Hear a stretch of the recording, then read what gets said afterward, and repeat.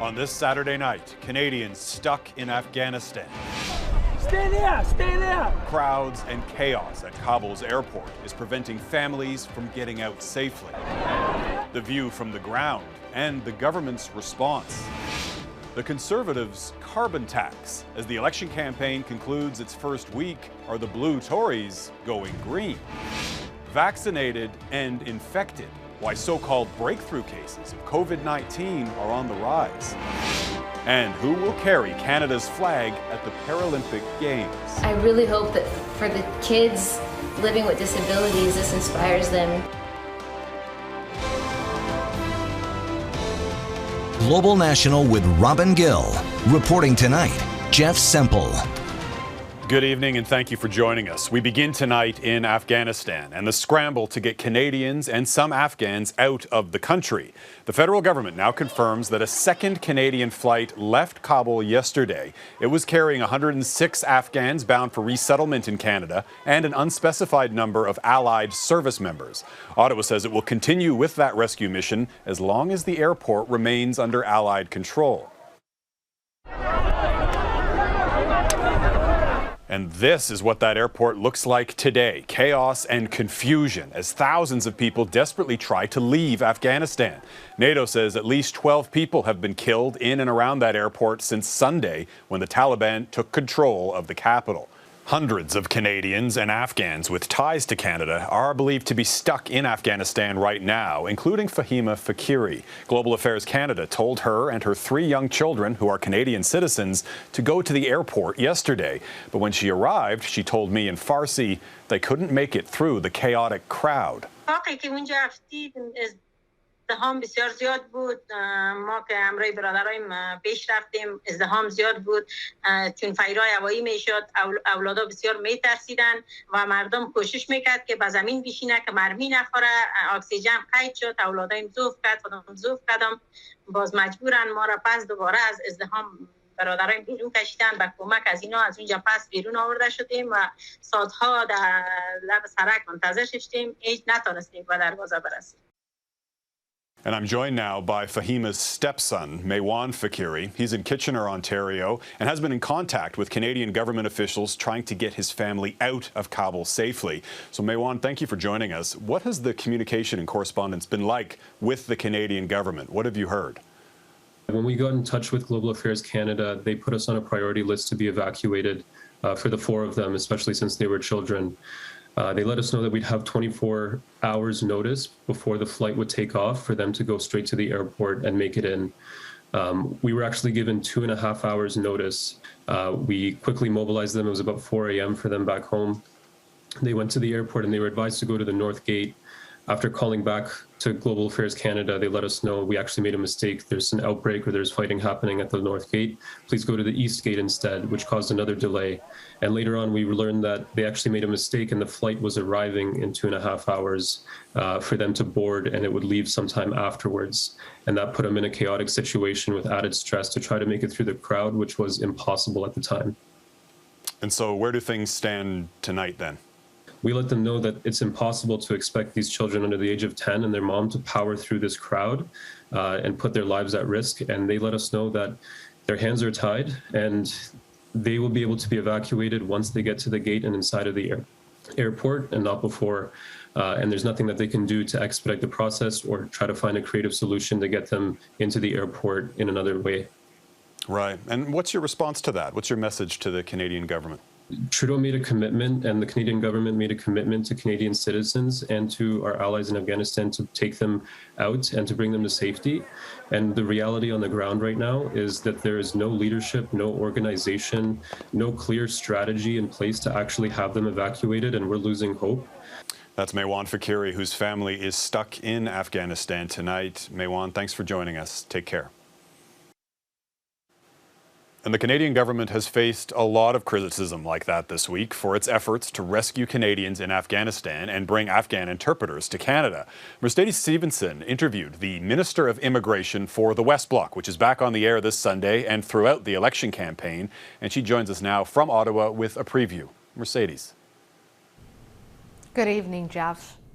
Thanks for having me. A lot of questions for Canadians about what exactly is happening on the ground in Afghanistan.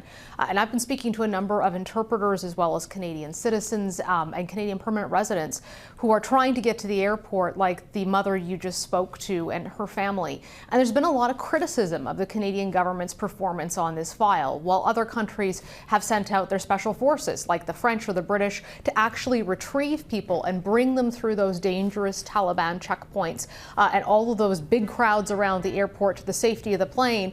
Canada has essentially been telling people to show up at the airport, try to make their way through to the gate, yell Canada or wear red, and that they'll be let in. But a lot of folks are having trouble making it through onto those flights. I asked the immigration minister whether or not Canada would consider doing something similar and sending our special forces out to retrieve people and bring them to the plane. This is what he told me.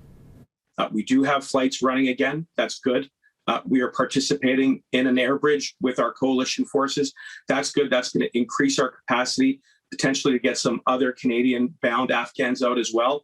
And we are going to continue to make sure that we process all of this as quickly as possible, cutting through the red tape. The bottom line is we'll do whatever it takes to get as many people out as quickly as possible. And so, Jeff, the question really is now, what does that mean? What will that actually look like? The government's been trying to get rid of some of the red tape requirements, like filling out forms at an internet cafe, to speed this up. But there's only been a couple of flights so far out of Kabul. Other countries have had many more. Now, they say people will be able to get on Allied flights, but there's still a lot of questions about just how many Canadians and Afghans the government will be able to rescue before the airfield is no longer held and no longer safe. Okay, and I know you'll have more on this tomorrow on the West Block. Mercedes Stevenson in Ottawa, thanks. And the U.S. Embassy, meanwhile, is warning Americans and Afghans whom they've promised to help to stay away from that airport. There are growing security concerns about the risks outside the gates, including possible threats from the so-called Islamic State. Jennifer Johnson has the latest. Chaotic scenes outside the Kabul airport as tens of thousands of Americans and Afghans remain trapped, many so desperate they're braving gunfire and climbing over razor wire fences to get inside. Stay there! Stay there! The U.S. Embassy is warning people not to come to the airport without approval from a U.S. government representative because of security threats, including from the so-called Islamic State. As you can see, this is a very complex and multi-step operation. Once inside the airport, thousands are boarding planes to escape the country as Taliban soldiers march through the streets of Kabul in full military gear.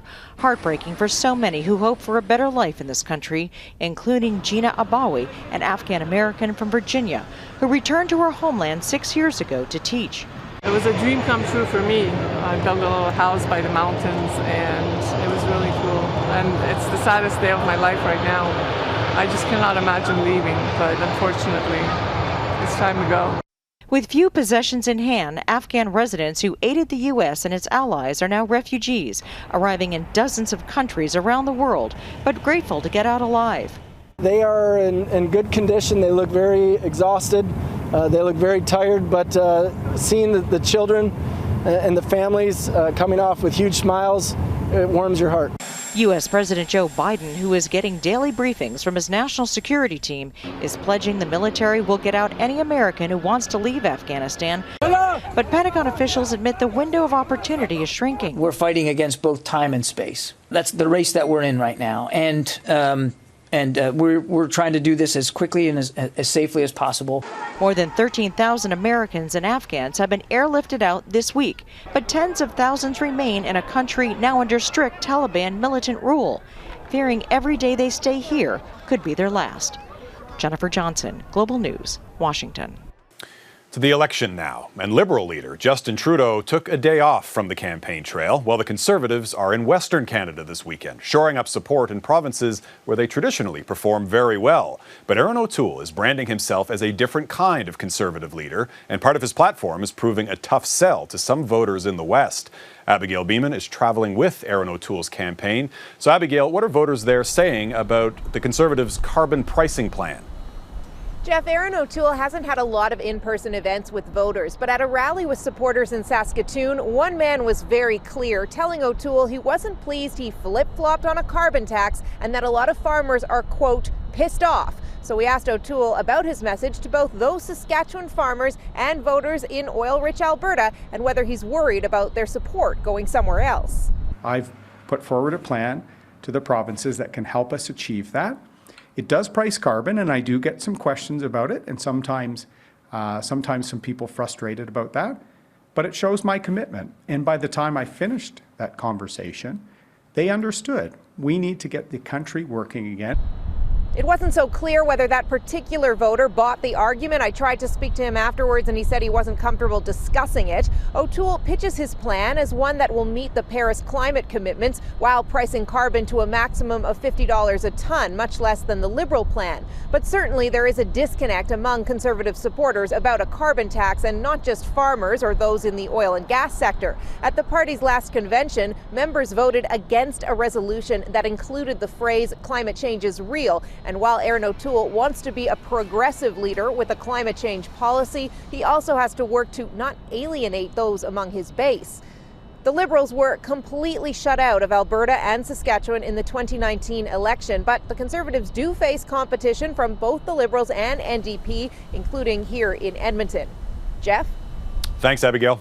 NDP leader Jagmeet Singh says his party, if elected, will make housing more affordable for Canadians. Singh says he wants to build 500,000 affordable homes over the next decade, and he's also promising rental supports for families. Mike Couture is traveling with the Singh campaign and has a breakdown of the NDP's housing pitch.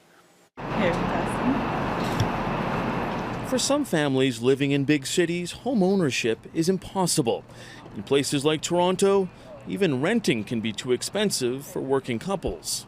I saw about 16 places, and we finally got one right downtown. And like I was saying, we pay $2,500 altogether, and we thought that that was like a good deal. Thinking $2,500 a month is a good deal is the problem, according to NDP leader Jagmeet Singh. He claims rental prices have risen $4,000 per year since the Liberals took power. And Singh says it's because of certain loopholes he plans to close. The CMHC is being used right now by large corporations to get CMHC-backed loans that allow them to purchase buildings and units that they then renovate and effectively re-evict their occupants. Wow. Singh is also promising to hand out up to $5,000 a year in rental supports for families. Now, the Liberals haven't released their full housing platform yet, but the spring budget built on the 2017 strategy with a $2.5 billion commitment to create 3,500 affordable housing units.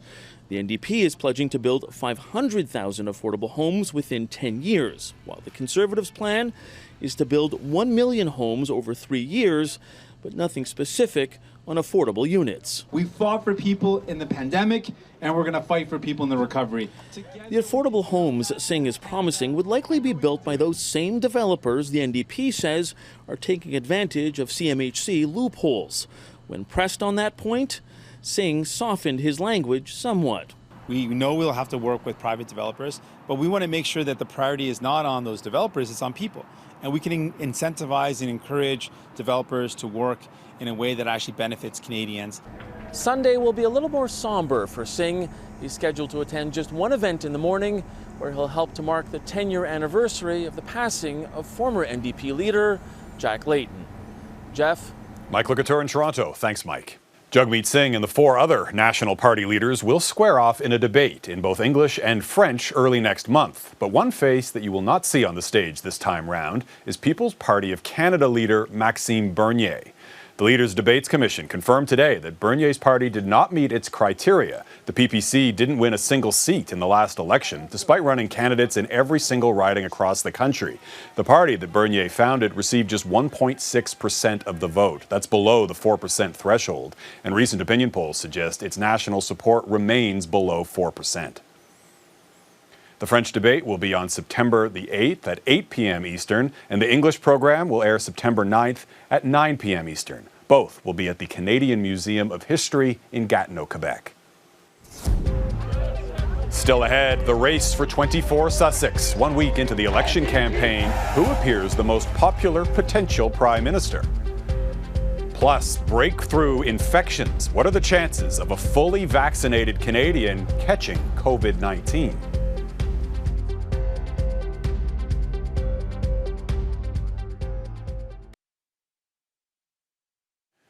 Welcome back. Liberal leader Justin Trudeau wrapped up the first week of the federal election campaign with a clear advantage. According to new polling from Ipsos, Canadians trust the incumbent Liberals on 3 of the top 5 election issues: healthcare, the pandemic, and climate change. The Conservatives and leader Erin O'Toole are trusted most on the economy, while Jagmeet Singh's NDP has the edge when it comes to the issue of affordability.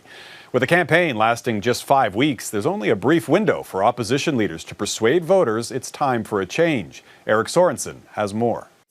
Justin Trudeau began the election campaign with a head start. His presence for 18 months during the pandemic all but shut out the opposition leaders on the national stage. He's just better known than his political rivals. I'm asking you to stand with us. Vote for real, ambitious leadership. It shows in polling by Ipsos. As the election kicked off, Trudeau was seen as the best candidate for Prime Minister by 39% of Canadians, well ahead of Conservative leader Erin O'Toole at 25% and Jagmeet Singh at 23%. Compared with voter intentions, Trudeau runs slightly ahead of his party, as does Singh. O'Toole lags a little behind the Conservative brand as the campaign kicked off. An incumbent prime ministers always, in polling, and I've been doing this for about 30 years, always have an advantage whenever you ask anything about leadership. Canada's Conservatives will stand with those who suffered during the downturn. An election campaign, though, helps to level the playing field. The opposition, in particular O'Toole and Singh, are now getting more media coverage and a closer look from Canadians at their plans for the country. While Justin Trudeau has made a lot of announcements and done a lot for show, it really hasn't improved people's lives. A big part of what this campaign is going to be about is building familiarity for the new opposition party leader, Erin O'Toole. And for Singh? He's still got a lot of blanks to fill in for the Canadian public as well. Incumbency, however, is a two-edged sword. Familiarity can breed trust for some voters and mistrust for others. Hope you go to jail. Assessing party leader attributes, Trudeau leads the others on who Canadians think will keep their election promises and who's best to manage during tough economic times. But he also leads as the party leader more Canadians think has a hidden agenda and the one who will say anything to get elected. NDP! NDP! So the opposition chips away at the front-runner. Has he done anything? He's been in power for 6 years. If the numbers don't move during the course of the campaign, then the opposition parties haven't done their job. It is a steep climb for opposition leaders who've been largely sidelined by the pandemic to present themselves and their platforms. They have barely 4 weeks left to become better known and trusted by Canadian voters. Eric Sorensen, Global News, Toronto. Still ahead, a fully vaccinated Toronto woman's battle with COVID-19.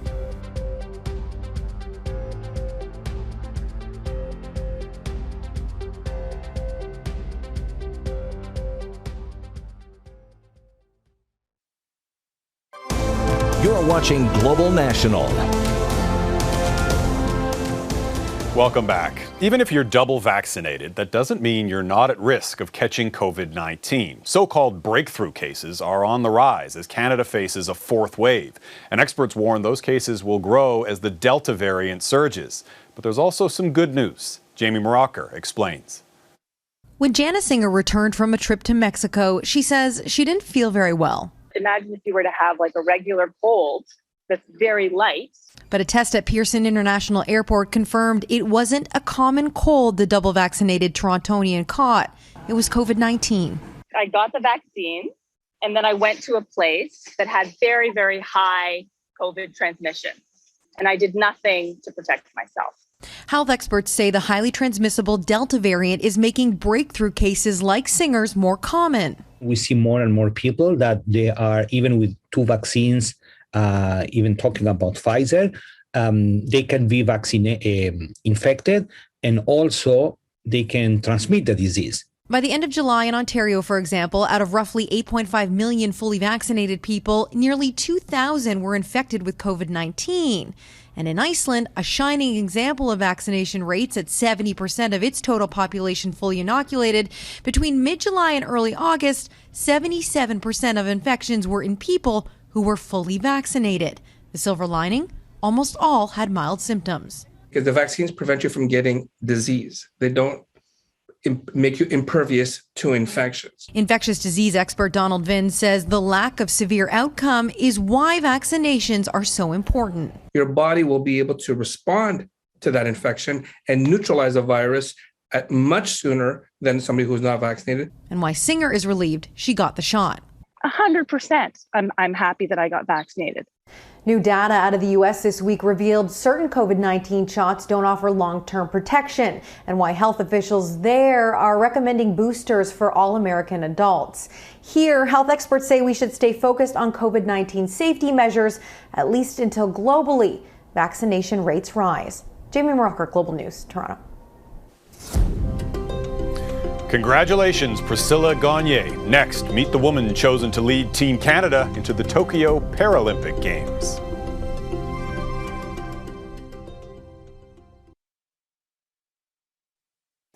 Welcome back. The Paralympic flame has now been lit in Tokyo, and ahead of the opening ceremony, Team Canada has just revealed who will carry the country's flag.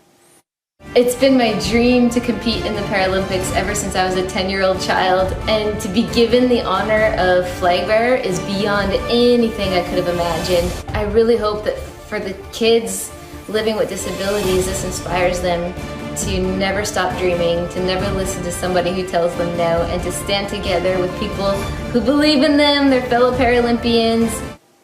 That's para-judo champion Priscilla Gagne. The 35-year-old from Sarnia, Ontario, ranks number 2 in the world in women's 52 kilograms. This is her second Paralympics. She's hoping to beat her 5th-place finish from Rio back in 2016. The opening ceremonies kick off on Tuesday.